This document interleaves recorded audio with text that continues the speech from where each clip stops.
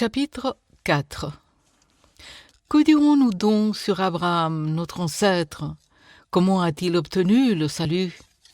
Si Abraham a été justifié par les œuvres, il a sujet de se glorifier, mais non devant Dieu. Car que dit l'Écriture? Abraham crut à Dieu, et cela lui fut imputé à justice. Or, à celui qui fait une œuvre, le salaire est imputé, non comme une grâce, mais comme une chose due. Et à celui qui ne fait point d'œuvre, mais qui croit en celui qui justifie l'impie, sa foi lui est imputée à justice. De même, David exprime le bonheur de l'homme à qui Dieu impute la justice sans les œuvres. Heureux ceux dont les iniquités sont pardonnées et dont les péchés sont couverts. Heureux l'homme à qui le Seigneur n'impute pas son péché. Ce bonheur n'est-il que pour les circoncis ou est-il également pour les incirconcis? Car nous disons que la foi fut imputée à justice à Abraham. Quand donc lui fut-elle imputée? Était-ce après ou avant sa circoncision?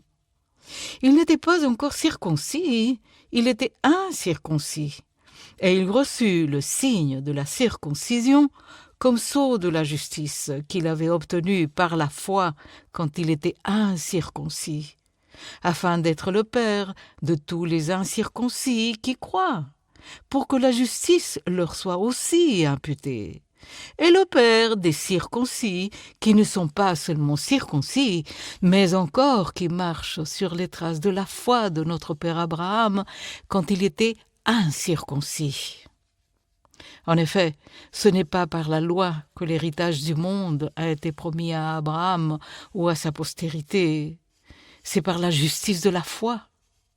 Car si les héritiers le sont par la loi, la foi est vaine.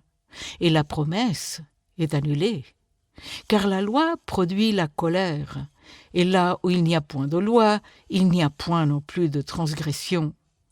C'est pourquoi les héritiers le sont par la foi, pour que ce soit par grâce, afin que la promesse soit assurée à toute la postérité, non seulement à celle qui est sous la loi, mais aussi à celle qui a la foi d'Abraham, notre Père à tous, selon qu'il est écrit « Je t'ai établi Père d'un grand nombre de nations ». Il est notre Père devant celui auquel il a cru, Dieu, qui donne la vie aux morts et qui appelle les choses qui ne sont point comme si elles étaient. Espérant contre toute espérance, il crut et devint ainsi le père d'un grand nombre de nations. Selon ce que lui avait été dit, telle sera ta postérité. Et sans faiblir dans la foi, il ne considéra point que son corps était déjà usé, puisqu'il avait près de 100 ans et que Sarah n'était plus en état d'avoir des enfants.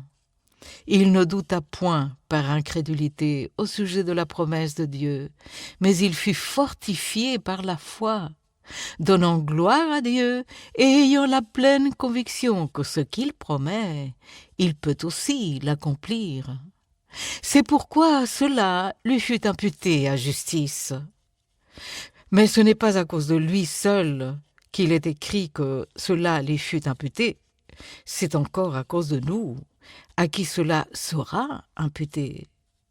À nous qui croyons en celui qui a ressuscité des morts, Jésus notre Seigneur, et qui a été livré pour nos offenses, et est ressuscité pour notre justification.